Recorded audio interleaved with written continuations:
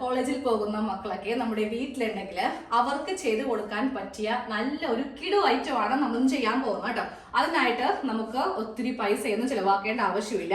ഞാൻ ദേ ഇവിടെ ഒരു പ്ലാസ്റ്റിക്കിന്റെ അരിപ്പൊടിയുടെ കവർ എടുത്തിട്ടുണ്ട്. അപ്പൊ നിങ്ങൾക്ക് വേണമെങ്കിൽ ചാക്കിന്റെ ഒരു പീസ് എടുക്കാം, അതല്ലെങ്കിൽ ഗോതമ്പ് പൊടിയുടെയോ അല്ലെങ്കിൽ സോപ്പ് പൊടിയുടെയോ ഓട്സിന്റെയോ എന്തിന്റെങ്കിലും ഒരു കവർ എടുക്കാം കേട്ടോ. സോപ്പ് പൊടി എടുക്കുമ്പോൾ നന്നായിട്ട് കഴുകിയെടുത്താൽ മതി.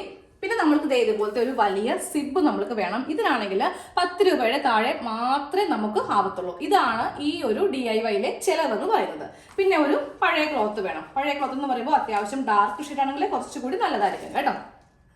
ഈ സെയിം അളവിൽ തന്നെ ഞാൻ ക്ലോത്ത് ഇങ്ങനെ ഒന്ന് കട്ട് ചെയ്ത് എടുത്തിട്ടുണ്ട്. ഇതിന്റെ നീളവും വീതിയും ഇത്ര ഇഞ്ച് നീളം ഇത്ര ഇഞ്ച് വീതി എന്നൊന്നുമില്ല. നിങ്ങളുടെ കയ്യിലുള്ള ഷീറ്റ് ഏതാണോ, പ്ലാസ്റ്റിക്കിന്റെ ഷീറ്റ് ഏതാണോ അതങ്ങോട്ട് എടുക്കുക. അത്യാവശ്യം കുറച്ച് കട്ടിയുള്ളത് എടുക്കുക. നമ്മൾ ഈ പുറത്തുനിന്നൊക്കെ മേടിക്കുന്ന 50 പൈസയുടെ 1 രൂപയുടെയൊക്കെ കവർ ഉണ്ടാവത്തില്ലേ, അത് എടുക്കരുത്. അത് പെട്ടെന്ന് കീറിപ്പോകും. നമ്മൾ ഇത് ഉണ്ടാക്കാൻ പോകുന്നത് ലഞ്ച് ബോക്സ് കൊടുത്തു വിടുമ്പോൾ അത് വെക്കാൻ വേണ്ടിയുള്ള ഒരു പൗച്ചാണ്. നിങ്ങളിത് അറ്റം വരെ കണ്ടിരിക്കുമ്പോഴേ കറക്റ്റ് ആയിട്ട് എന്താണെന്ന് നിങ്ങൾക്ക് പിടികിട്ടുള്ളൂ കേട്ടോ. അപ്പൊ ഞാൻ എന്തായാലും എടുത്തിരിക്കുന്ന നീളവും വീതിയും ഒന്ന് പറയാം. ലെങ്ത് എടുത്തിരിക്കുന്നത് ഒരു 16 ഇഞ്ചോളം ലെങ്ത് ഉണ്ട്. അത് 18 ആയാലും കുഴപ്പമില്ല, ഇനിയിപ്പോൾ 15 ആയാലും കുഴപ്പമില്ല. വിട്ത് 13.5 ഇഞ്ച് ഉണ്ട്. വിട്ട് എടുക്കുമ്പോൾ ഈ സിബിന്റെ വിട്ട് ഉണ്ടെങ്കിൽ അത്രയും നല്ലതാണ് കേട്ടോ. ഇപ്പൊ സിബിനും കുറച്ച് കുറവാണ്, പക്ഷെ അത്യാവശ്യം ഇത്രയെങ്കിലും വിട്ട് ഉണ്ടാവണം. ഇനി നമ്മൾക്കിത് ഇതുപോലെ വെച്ചിട്ട് ഇതിന്റെ 4 സൈഡും പറ്റുവാണെങ്കിൽ ഇതിന്റെ മീതെ ഇതുപോലെ കുറച്ച് സ്റ്റിച്ച് കൊടുക്കുക. എന്നിട്ട് ഈ അറ്റം ഒന്ന് കട്ട് ചെയ്ത് മാറ്റാം കേട്ടോ. ഇതിനൊരു ലൈനിങ് ഒന്നും വേണ്ട, ജസ്റ്റ് ഒരു ക്ലോത്ത് പിന്നെ ഒരു ഷീറ്റ്, അത്ര മാത്രം മതി.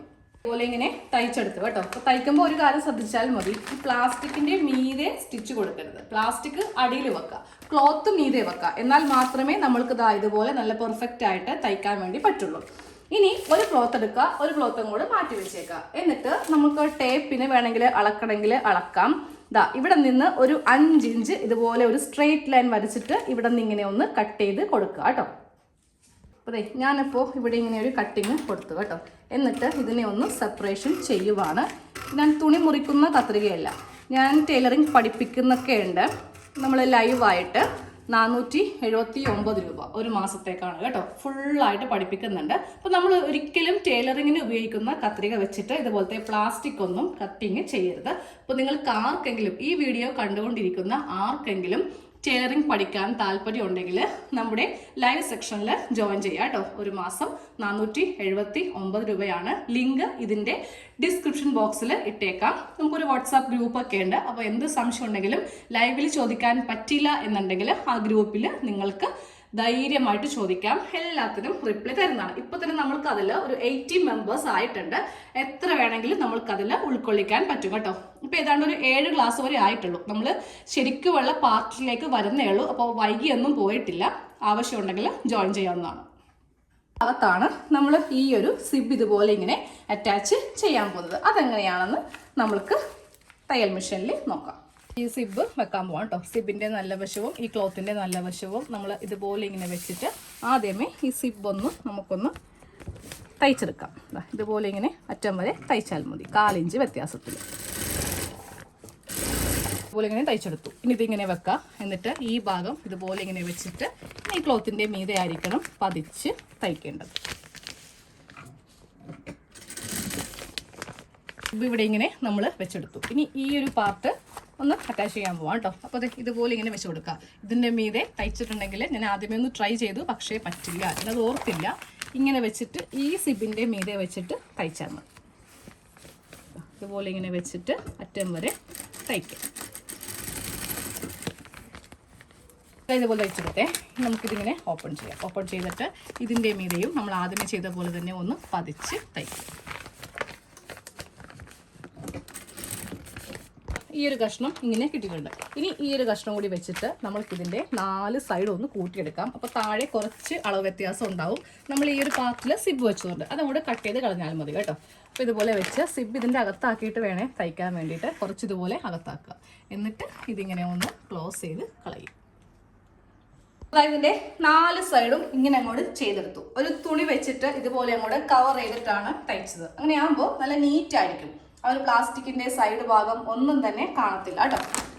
ഇങ്ങനെ തയ്ക്കാനാണ് കുറച്ചുകൂടി എളുപ്പവും. ഈ പ്ലാസ്റ്റിക്കിന്റെ മീതെ തയ്യൽ ഭയങ്കര ബുദ്ധിമുട്ടുള്ള കാര്യമാണ്. ഇനി ഈ സിബ് ഒന്ന് ഓപ്പൺ ചെയ്യാം. ഓപ്പൺ ചെയ്തിട്ട് ഇതിന്റെ നല്ല വശം നമുക്കൊന്ന് എടുക്കാം. പൗച്ചിൻ്റെ ഫുൾ കട്ടിങ് ആൻഡ് സ്റ്റിച്ചിങ് ഇവിടെ കഴിഞ്ഞിരിക്കുകയാണ് കേട്ടോ. അപ്പോൾ ഈ സ്കൂൾ സീസണൊക്കെ ആകുമ്പോൾ നമ്മൾ അത്യാവശ്യം റീൽസൊക്കെ കാണില്ലേ, അതിൽ ഇഷ്ടംപോലെ കണ്ട ഒരു പൗച്ചാണ് കേട്ടോ ഇത്. മീഷോയിലും ഫ്ലിപ്കാർട്ടിലും ആമസോണിലും ഒക്കെ ഇത് വാങ്ങിക്കാൻ കിട്ടും. പക്ഷേ നമ്മളത് പൈസ കൊടുത്ത് മേടിക്കുന്നതിന് പകരം നമ്മൾക്ക് എന്തുകൊണ്ട് അത് വീട്ടിൽ തന്നെ ചെയ്തുകൂടാ? എനിക്കിപ്പോൾ ഇതിലാകെ ചിലവ് വന്നിരിക്കുന്നത് ഈ ഒരു സിബിൻ്റെ മാത്രമാണ്. പിന്നെ നിങ്ങൾ പറയും നൂലൊക്കെ വെറുതെ ആരെങ്കിലും തരുമോന്ന്. അത് ഇത് തയ്ക്കാനല്ലല്ലോ ഞാൻ നൂല് മേടിച്ചത്. ഇത് ഓൾറെഡി എനിക്ക് ഇവിടെ ഇഷ്ടംപോലെ തയ്യലുള്ളതുകൊണ്ട് കുറേ നൂലുകളുണ്ട്. നിങ്ങളുടെ വീട്ടിലും അങ്ങനെ ആയിരിക്കില്ലേ, കീറിയതൊക്കെ തയ്ക്കാൻ വേണ്ടി നിങ്ങൾ നൂല് മേടിച്ച് വെച്ചിട്ടുണ്ടാവില്ലേ, ആ നൂലെടുത്തിട്ട് ഇതുപോലെ ചെയ്താൽ മതി. അപ്പോൾ നമ്മുടെ ആകെ ചിലവ് 10 രൂപയിൽ താഴെ ഇതുപോലത്തെ നല്ല സിമ്പിൾ ആയിട്ടുള്ള പൗച്ച് നമ്മൾ റെഡിയാക്കി എടുത്തു. ഇതിൻ്റെ ഏറ്റവും വലിയ ഉപകാരം എന്ന് പറയുന്നത്, നമ്മൾ കുട്ടികൾക്ക് ലഞ്ച് കൊടുത്തു വിടുമ്പോൾ നല്ല കറിയിൽ കുറേ എണ്ണയൊക്കെ ഉണ്ടാവത്തില്ലേ, ആ എണ്ണ ഒഴുകി ബാഗിലേക്കായി തുണിയിൽ നിന്നും വീണ്ടും ബാഗിലേക്കാവും, പിന്നെ അത് ബുക്കിലേക്ക് അങ്ങനെ പടർന്ന് പോകുമല്ലോ. ഇതാവുമ്പോൾ പ്ലാസ്റ്റിക് ആയതുകൊണ്ട് അങ്ങനത്തെ ഒരു ബുദ്ധിമുട്ടും വരത്തില്ല. നമ്മൾക്ക് കറിയൊക്കെ ഇതുപോലെ പൊതിയാതെ വേണമെങ്കിലും തുണിയിൽ പൊതിയണമെങ്കിലും പൊതിയാം, അത് നിങ്ങളുടെ ഇഷ്ടം.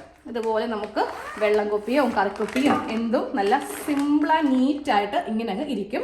നേരെ ഇത് ബാഗിലേക്ക് ഇറക്കി വെക്കാം. ലഞ്ച് ബാഗ് ഉപയോഗിക്കാത്ത കുറേ മക്കളുണ്ടാവുമല്ലോ.